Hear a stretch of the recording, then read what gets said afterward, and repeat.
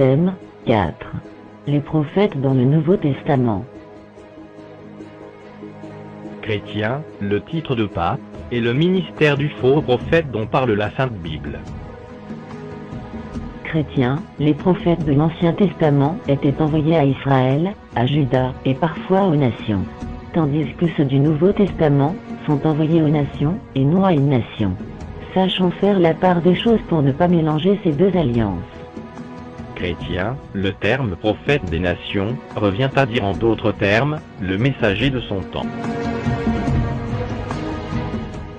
Certains disent qu'aujourd'hui, le ministère de prophète est terminé. Toutefois, ce n'est pas ce que dit la Sainte Bible.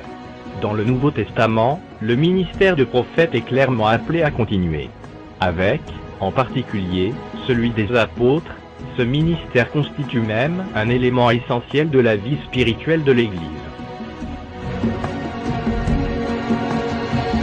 Et il a donné les uns comme apôtres, les autres comme prophètes, les autres comme évangélistes, les autres comme pasteurs et docteurs, pour le perfectionnement des saints, en vue de l'œuvre du ministère et de l'édification du corps de Christ, jusqu'à ce que nous soyons tous parvenus à l'unité de la foi et de la connaissance du Fils de Dieu, à l'état d'homme fait, à la mesure de la stature parfaite de Christ, afin que nous ne soyons plus des enfants flottants et emportés à tout vent de doctrine, par la tromperie des hommes, par leur ruse, dans les moyens de séduction, mais que, professant la vérité dans la charité, nous croissions à tous égards en celui qui est le chef, Christ.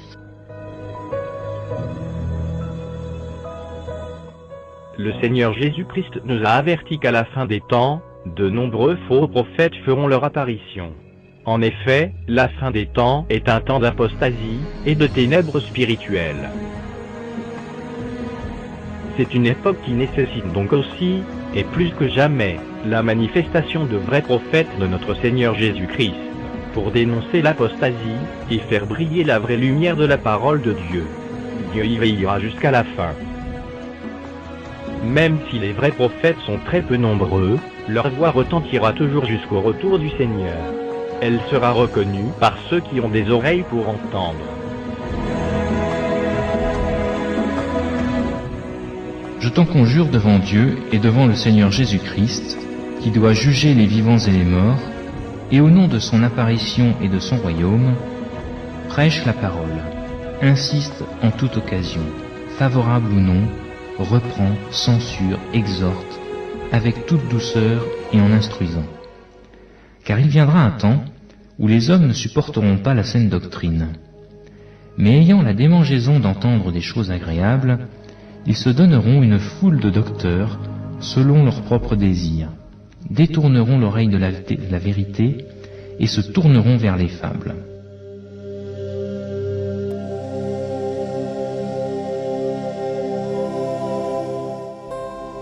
Mais l'Esprit dit expressément que dans les derniers temps, quelques-uns abandonneront la foi pour s'attacher à des esprits séducteurs et à des doctrines de démons.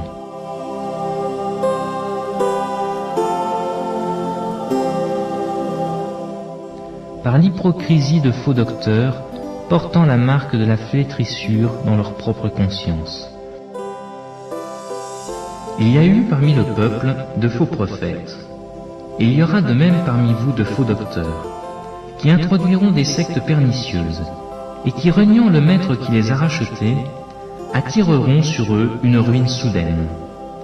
Plusieurs les suivront dans leur dissolution, et la voix de la vérité sera calomniée à cause d'eux. Par cupidité, ils trafiqueront de vous au moyen de paroles trompeuses, eux que menace depuis longtemps la condamnation, et dont la ruine ne sommeille point. Prenez donc garde à vous-même et à tout le troupeau sur lequel le Saint-Esprit vous a établi évêque, pour paître l'Église du Seigneur qu'il s'est acquise par son propre sang. Je sais qu'il s'introduira parmi vous, après mon départ, des loups cruels qui n'épargneront pas le troupeau, et qu'il s'élèvera du milieu de vous des hommes qui enseigneront des choses pernicieuses, pour entraîner les disciples après eux. Car je suis jaloux de vous d'une jalousie de Dieu, parce que je vous ai fiancé à un seul époux, pour vous présenter à Christ comme une vierge pure.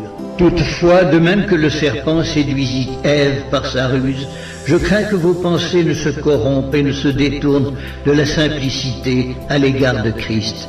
Car si quelqu'un vient vous prêcher un autre Jésus que celui que nous avons prêché, ou si vous recevez un autre esprit que celui que vous avez reçu, ou un autre évangile que celui que vous avez embrassé, vous le supporterez fort bien. Je m'étonne que vous vous détourniez si promptement de celui qui vous a appelé par la grâce de Christ pour passer à un autre évangile. Non pas qu'il y ait un autre évangile, mais il y a des gens qui vous troublent et qui veulent renverser l'évangile de Christ. Mais quand nous-mêmes, quand un ange du ciel annoncerait un autre évangile que celui que nous vous avons prêché, qu'il soit anathème. Nous l'avons dit précédemment et je le répète à cette heure, si quelqu'un vous annonce un autre évangile que celui que vous avez reçu, qu'il soit anathème.